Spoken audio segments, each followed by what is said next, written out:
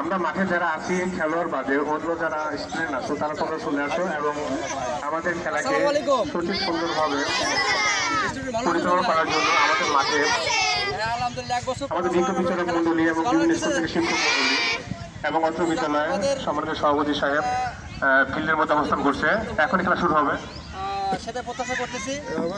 তো প্রস্তুতির আগে দুইটা কথা হচ্ছে এই যে আসলে দেখো আমাদের পড়াশোনার পাশাপাশি শারীরিক চর্চা মানসিক উন্নতি সাধনের জন্য সরকার বিভিন্নভাবে পদক্ষেপ নেয়, তাই না?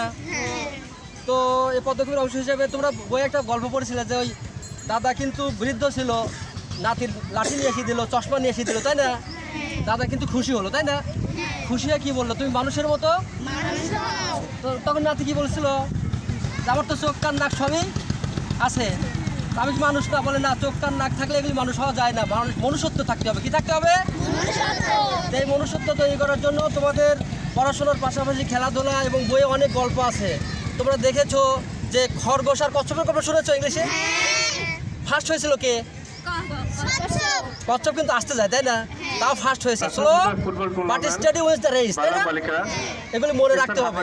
এর জন্য তোমরা কিন্তু ধৈর্যের সাথে সুন্দর করে খেলবে এবং তোমরা যাতে কি হও, ভালো মানুষ হয়ে গড়ে উঠতে পারো, আমি এই প্রত্যাশা রাখতেছি। কারণ একজন দার্শনিক বলেছিল যে কি মানে ম্যানস নো হাউ ক্যান দাও মানে fly in the sky at তোমার plain man knows how can the swim in the water as a fish, but man does not know how can the walk in the earth as a man. মানুষ কিভাবে আকাশে উঠতে হয় পাখির মতো সেটা জানে, ওই সাবমেরিন তৈরি করে মাছের মতো যেতে হয় পানি নিচে তাও জানে, কিন্তু মানুষের মতো দুনিয়াতে চলতে হয় কীভাবে এটা জানে না। তো এটা আমাদের হওয়া দরকার আছে না? আমরা সবাই মানুষের মতো মানুষ হতে চাই, ঠিক আছে? তো এই যে প্রত্যাশা রাখতেছি তোমরা সবাই সুন্দরভাবে খেলবে তো। ওকে, আমাদেরকে আশ্বস্ত করলে ওকে, তোমরা সবাই সফল হও এই প্রত্যাশা রাখছি। আসসালামু আলাইকুম রহমতুল্লাহ।